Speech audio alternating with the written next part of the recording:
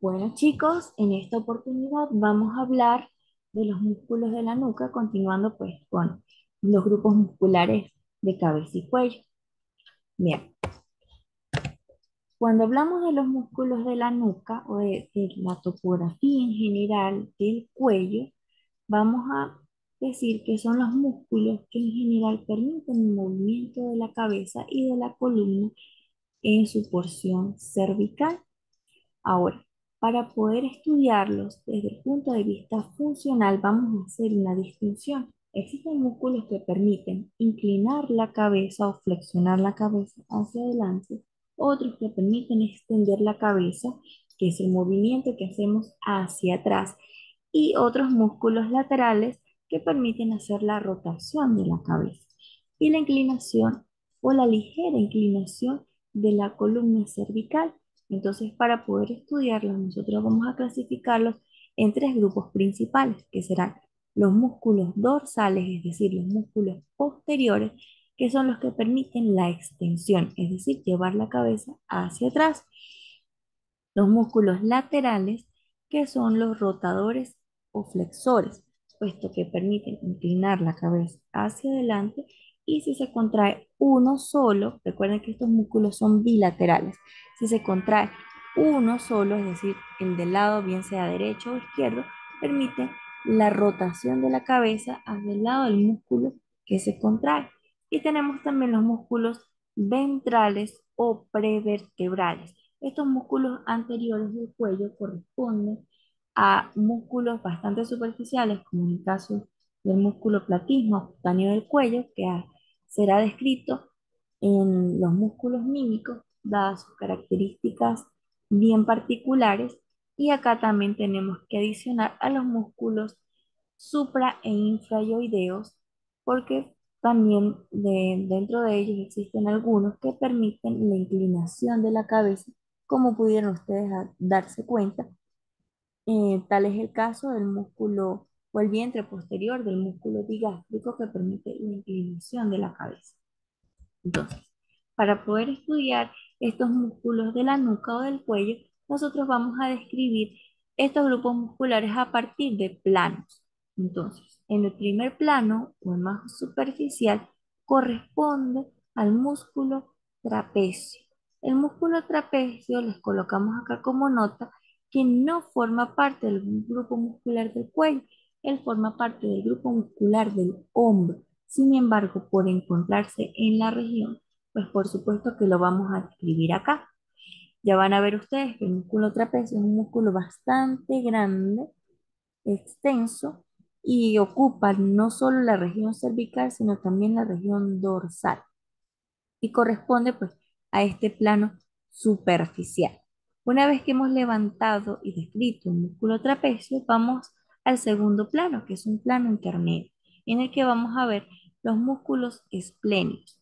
Acá describimos el músculo espléneo de la cabeza, pero también dentro de este plano se encuentra el músculo espléneo cervical o espléneo del cuello. Sin embargo, nosotros vamos a describir solo el músculo espléneo de la cabeza. En el tercer plano tenemos los músculos complejos. Son dos músculos, el músculo complexo mayor y músculo complexo menor. Y en el cuarto plano, que es el plano profundo, vamos a estudiar cuatro músculos que corresponden a los músculos recto posterior mayor, recto posterior menor, oblicuo mayor y oblicuo menor. Entonces, ¿qué vamos a estudiar de estos músculos? Estudiamos, como en todos los grupos musculares, inserciones proximales, distales y, por supuesto, la acción muscular. Ahora, antes de empezar a describir estos músculos, ellos tienen algunas particularidades y nosotros debemos recordar algunos detalles.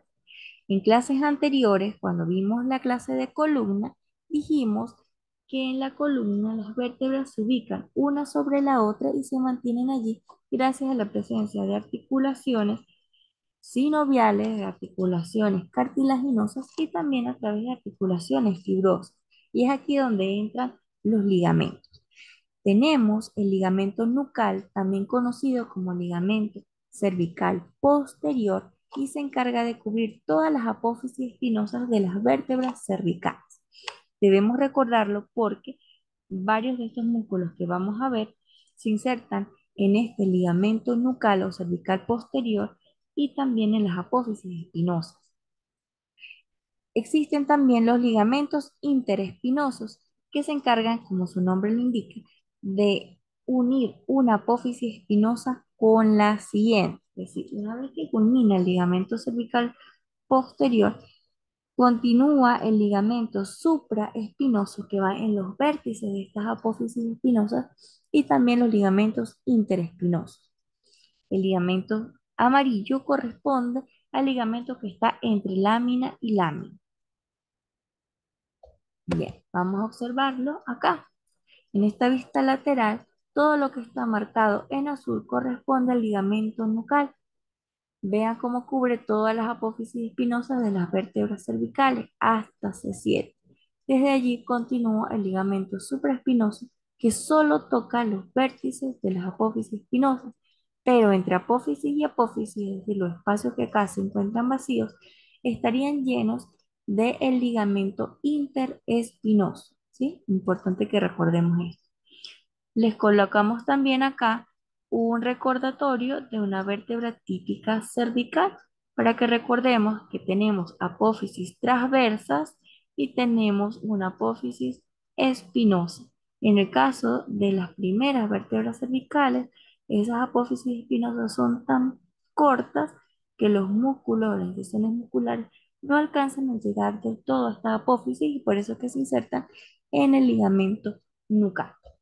Ahora bien, hecho este recordatorio, vamos a empezar con nuestro primer plano que corresponde al músculo trapecio.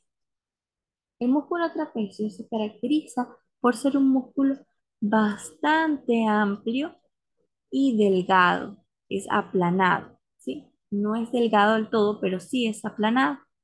Entonces, va desde la región cervical, corresponde a uno de los, digamos, lo estamos estudiando como si fuera un músculo dorsal del cuello, ocupa la región torácica o dorsal, ¿sí? La parte superior de la espalda hasta cubrir la porción más superficial de los hombros.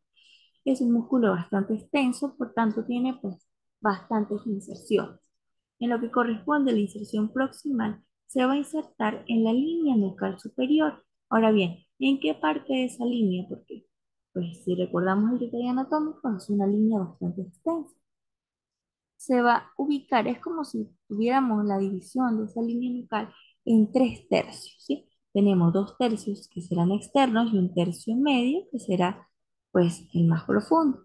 Entonces se va a ubicar este músculo trapecio en la porción interna o en el tercio interno de esa línea nucal superior y por supuesto en la protuberancia occipital externa. Desde allí se va a insertar en el ligamento cervical posterior y por supuesto en las apófisis, sus apófisis espinosas de las vértebras cervicales hasta la séptima vértebra cervical y de ahí hacia abajo se inserta en las apófisis espinosas de todas las vértebras torácicas o dorsales con sus respectivos ligamentos interespinosos.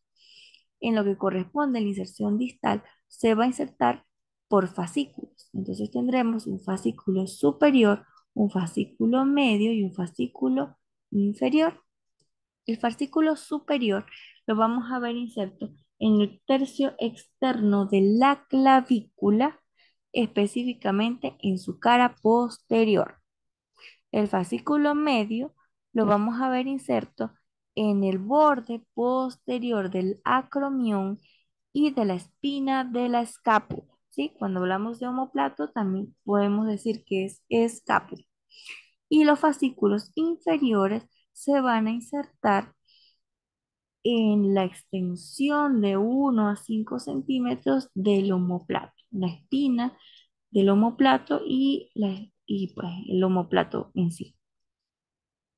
Ahora bien, ¿cuáles son las acciones? Pues este músculo, por ser tan extenso, pues tiene varias acciones. A nivel superior, es decir, los músculos superiores, que se contraen ambos, permiten la extensión de la cabeza. Si se contrae uno solo, contribuye a hacer el movimiento de rotación. En lo que corresponde a los fascículos medios, aquí permite elevar los hombros y fijar la escápula, tirar la escápula hacia atrás. Por eso es que podemos elevar los hombros y permite la abducción y la elevación del brazo. Ahora, vámonos al segundo plano. En este segundo plano hablaremos del músculo espléneo de la cabeza. El músculo espléneo de la cabeza es este músculo que estamos viendo acá marcado en azul, es decir, retiramos el músculo trapecio, podemos ver el omóplato, esto es el acromión y esta es la espina del omóplato. Y bueno, levantamos el trapecio para poder ver los músculos espléneos, que son el segundo plano. El que está marcado en azul corresponde al músculo espléneo de la cabeza. Inmediatamente inferior a este se encuentra el músculo espléneo cervical o espléneo del cuello. Entonces vamos a describir el músculo espléneo de la cabeza. Su inserción proximal o de origen corresponde al tercio inferior del ligamento cervical posterior y las apófisis espinosas, ven acá, apófisis espinosas, desde la séptima hasta la cuarta o quinta vértebra dorsal con sus respectivos ligamentos interespinosos. Esa es su inserción de origen. Ahora, sus fibras se dirigen hacia arriba oblicuamente para insertarse en la cara externa de la apófisis mastoide y el tercio externo de la línea nucal superior. Esto corresponde a la inserción del músculo espléneo de la cabeza. ¿Cuál es la acción? Bueno, este músculo pudiéramos decir que es sinergista del músculo trapecio porque permite también, si se contraen ambos músculos, permite la extensión de la cabeza y si se contrae uno solo, permite la rotación de la cabeza con inclinación lateral. ¿Sí? Esto lo que va a permitir. Entonces podemos decir que es un músculo sinergista en relación a las fibras superiores del músculo trapecio. En nuestro tercer plano tenemos los músculos complexos, el músculo complexo mayor y complexo menor. Ahora, el músculo complexo mayor es decir, en esta imagen ya levantamos el músculo trapecio, levantamos el espléneo, que es esto que está acá, para poder observar esto que viene, que corresponde al músculo complexo mayor. Este músculo complexo mayor, véanlo como es de fibras oblicuas, de forma acintada, pero por supuesto mucho más robusto, más carnoso y es largo, ¿sí? Bastante largo, que ocupa no solo la región cervical, sino también parte de la porción superior de la región dorsal. Entonces, en lo que corresponde a su inserción proximal, corresponde a las apófisis transversas, vean que ya no son las apófisis espinosas, sino las apófisis transversas desde la tercera o sexta vértebra dorsal a las apófisis transversas de las cuatro o cinco últimas vértebras cervicales. ¿Sí? Acá empezamos a escribir de abajo hacia arriba. Entonces, desde la tercera o la sexta dorsal hasta las cinco últimas vértebras cervicales. Sus fibras se van a dirigir oblicuamente hacia la impresión rugosa situada entre las dos líneas nucales, es decir, el espacio que existe entre la línea nucal superior e inferior está en ese espacio se ubica o se inserta el músculo complexo mayor. ¿Sí? ¿Cuál es la acción de este músculo? Si se contraen simultáneamente, permiten extender la cabeza, pero si se contrae uno solito, pues permite la rotación hacia el lado contrario del músculo que se contrae. Siguiendo, vamos a observar el músculo complexo menor. El músculo complexo menor está justo al lado del músculo complexo mayor. Véanlo acá. Si esto es el músculo complexo mayor, ven que acá hay una ligera separación y hay un listón mucho más delgado y es más externo. Esto corresponderá al músculo complexo menor. Veámoslo acá. Esto es el músculo complexo mayor, más en relación hacia la línea media, y lateralmente a ese músculo complexo mayor tenemos el músculo complexo menor, ¿sí? Mucho más delgado. ¿Cuáles son estas inserciones? Este músculo también se conoce como músculo longuísimo de la cabeza y se va a insertar en las apófisis transversas y apófisis articulares de las 4 o 5 últimas cervicales y va a la apófisis transversa de la primera vértebra dorsal. La inserción es muy similar a la inserción del complexo mayor y se va a insertar distalmente en el borde posterior y el vértice de la apófisis mastoide. Entonces, recordemos, el músculo complexo menor se origina o es más lateral al músculo complexo mayor. Si el músculo complexo mayor se insertaba distalmente en impresión rugosa entre la línea nucal superior y la línea nucal inferior, el músculo complexo menor se va a insertar en la cara externa y vértice de la apófisis mastoide. Las inserciones proximales sí son muy similares. En cuanto a la acción del músculo, si se contrae simultáneamente, permiten la extensión de la cabeza, es decir, son sinergistas del complexo mayor. Y si se contrae uno solo, permite la inclinación lateral. Ahora, vámonos con nuestro cuarto y último plano. En este cuarto plano, que es el plano más profundo, vamos a estudiar 4 músculos. De esos 4 músculos vamos a estudiar en este caso el músculo recto posterior mayor. ¿Por qué es recto posterior? Porque en lo que corresponde a los músculos prevertebrales tenemos músculos rectos anteriores de la cabeza y el cuello. En este caso, nosotros vamos a describir solo estos grupos dorsales. Entonces hablamos del músculo recto posterior mayor. En este músculo recto posterior mayor va desde la inserción proximal corresponde al vértice de la apófisis espinosa del axis. ¿Sí? Vértice de la apófisis espinosa del axis y va hasta la impresión rugosa ubicada por debajo de la línea nucal superior. Vértice de la apófisis espinosa del axis, acá, a la impresión rugosa entre las líneas nucales. Luego tenemos su acción que corresponde a que si se contrae simultáneamente, permiten la extensión de la cabeza y si se contrae uno solo, la inclinación lateral.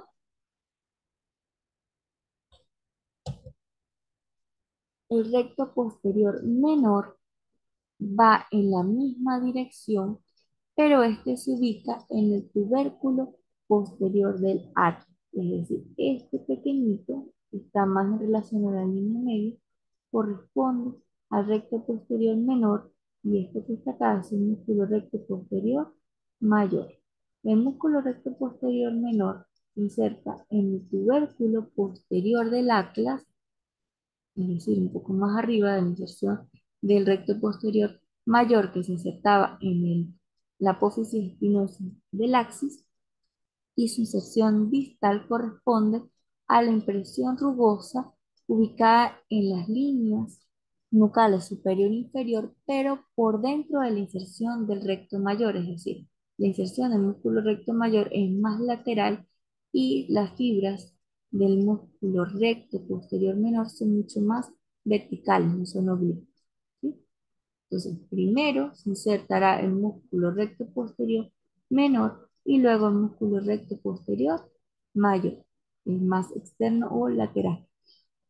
¿Sí? Lo vemos acá, esto será entonces el músculo recto posterior menor que va desde el tubérculo posterior del atlas a la impresión rugosa entre las líneas nucales y luego tendríamos más lateral el músculo recto posterior mayor que va desde la apófisis espinosa del axis a la impresión rugosa de las dos líneas nucales. La acción de estos músculos son extensores de la cabeza y permiten la inclinación lateral de la misma. Ahora vamos a estudiar los músculos oblicuos. De los oblicuos tenemos el músculo oblicuo mayor, también conocido como oblicuo inferior. ¿Por qué? Porque es este músculo que vemos acá, ¿sí? Este músculo irá desde la cara lateral de la apófisis espinosa del axis hasta la apófisis transversa del ápice, ¿sí? Véanlo acá,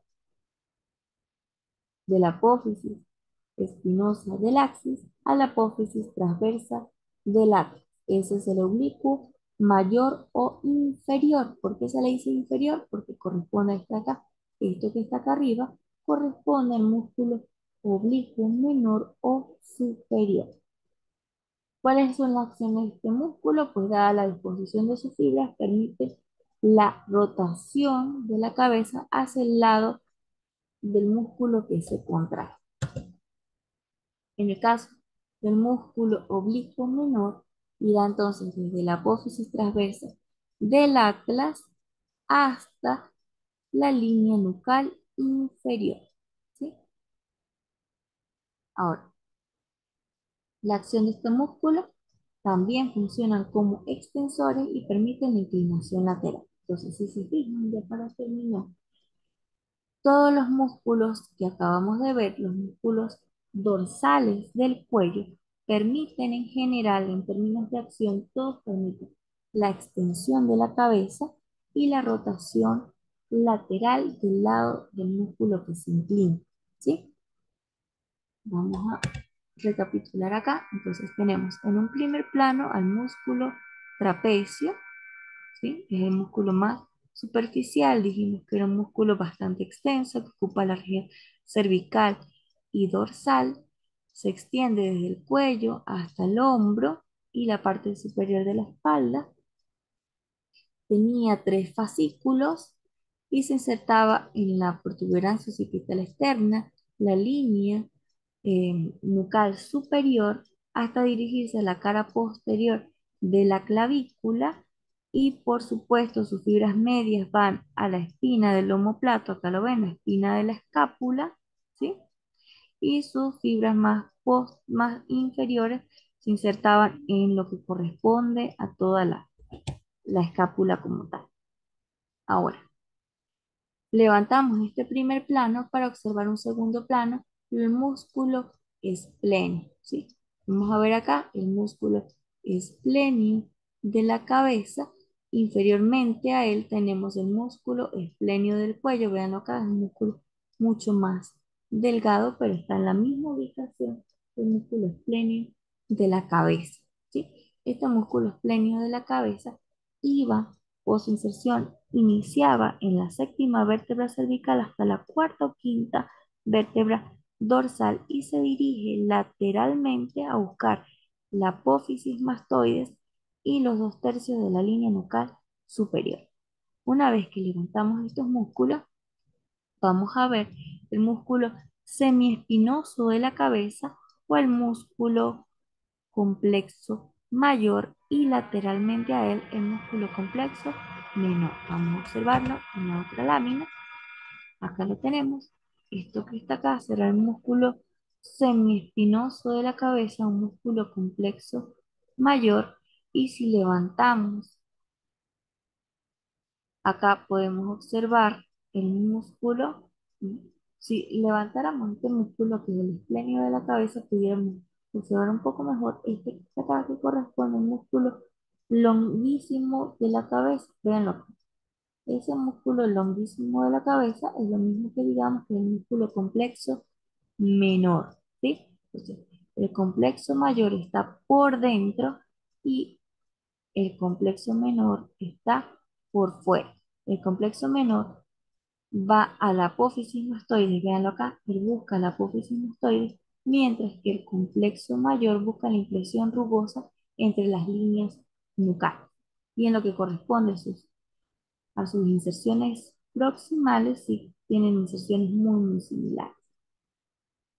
Y por último, En el plano más profundo tenemos el músculo recto posterior menor de la cabeza, lo ven acá, que va desde el tubérculo posterior del atlas hasta la impresión rugosa y línea nucal inferior, y el recto posterior mayor, que va desde el axis a la impresión rugosa, pero por fuera de la inserción del músculo recto posterior menor. Y acá tenemos el músculo oblicuo mayor o inferior y el músculo oblicuo menor o superior. Bien, esto ha sido todo en lo que corresponde a los músculos dorsales de la nuca.